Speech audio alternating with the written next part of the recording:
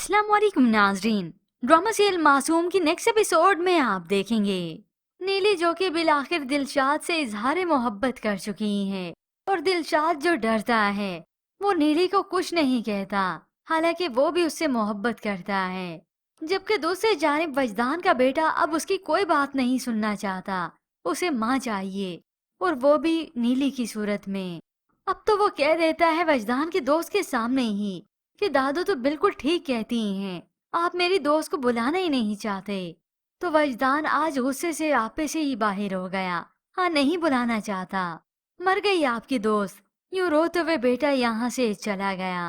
और अब वजदान के दोस्त को मालूम होता है कि असल मामला है क्या। वो तो वजदान को यही सलाह ही देगा कि वो शादी कर ले, छोड़ दे अपनी जिद को।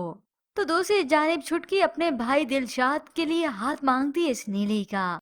इससे पहले नवाब साहब की बात हो चुकी थी, बीवी को कह देते हैं ये जो मोहब्बत की चिंगारियां होती हैं ना, न पत्थर के महल देखती हैं और ना ही तिनकों की झोपड़ियां।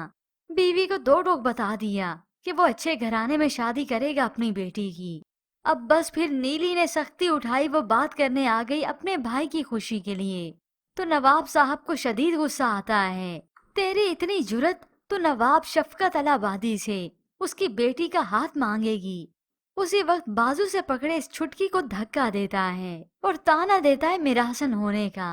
न दिलशाद को अंदाजा था और ना ही नीली को कि मामला हो क्या जाएगा। दिलशाद को तो गुस्सा आया कि मेरी बहन छुटकी के साथ ऐसे किया, मगर नवाब साहब ने तो जलील और रुस्वा करके इस दिलशाद को अपने घर से निकाला।